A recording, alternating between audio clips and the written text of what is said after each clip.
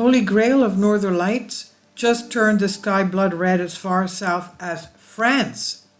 On September 24, a strong storm of solar plasma struck Earth's magnetic field and set the night sky on fire, quote unquote, across the northern hemisphere from Europe to North America. Those with clear skies were able to witness a spectacular red light show described by at least one sky watcher as the Holy Grail of northern lights. Earth Sky tweets, Earth experienced a coronal mass ejection CME impact late yesterday, September 24th. It was a strong G3 storm, and many in Europe and northernmost North America were surprised with the sight of a rare red aurora. Red auroras are rare enough as it is, but to see them as far south as France and Kansas with the naked eye is quite remarkable. Centuries ago, some people in these lower latitudes thought the scarlet skies were a sinister sign of future war or tragedy.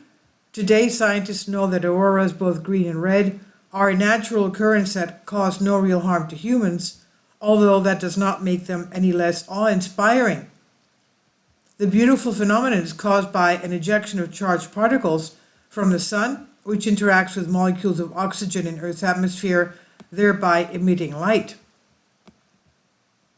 And depending on where in the atmosphere the charged solar particles collide with oxygen, the color of the resulting light is different. Green curtains are the most common aurora, caused by the emission of light by individual oxygen atoms floating high up in the atmosphere, where showers of high-speed electrons have enough energy to push deeper into the atmosphere. They can force the more abundant nitrogen atoms and ions into emitting blue and pinks, which mix to form a soft purple at the curtain's fringe. Deep red streaks of light, on the other hand, are caused by diffuse oxygen atoms at extremely high altitudes around 200 to 300 kilometers, that's 124 to 106 miles, typically seen only during particular energetic solar storms. The thin gas can hold on to the energy it absorbs for longer periods of time before emitting longer waves. Even though experts predicted that a solar storm would hit on September 24th, the impact was stronger than expected. The flare that came from the sun triggered a strong geomagnetic storm above Europe almost immediately, causing bright green and red lights to dance across the sky in Scotland, Ireland, and the Netherlands.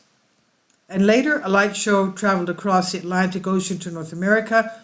People as far south as Kansas and Nebraska saw their skies glow an eerie red, although the effect was not nearly as impressive as further north.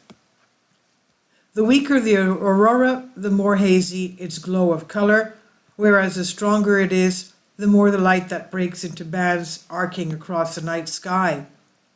This year there have been a particular fun one for aurora chasers. The last red aurora that graced the skies of North America and Europe just came a few months ago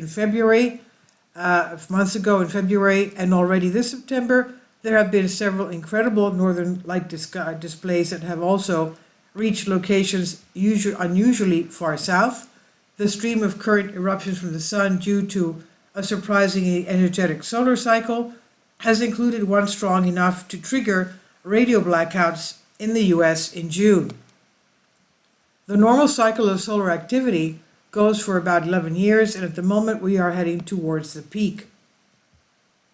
And it's nothing to worry about, just as a natural part of living on our planet, but it sure does make for some incredible lights. Sun activity is back to low, but we saw filament eruptions all over the solar disk, particularly in the northeast and northwest, wrote experts at Earth Sky on September 26. These filaments hurled ejecta into space, and we await the results of specialists analyzing to determine if a component of those blasts is coming our way. Aurora chasers, stay tuned. And this is on Science Alert by Carla Casella. Please leave your comments. Thank you for your support.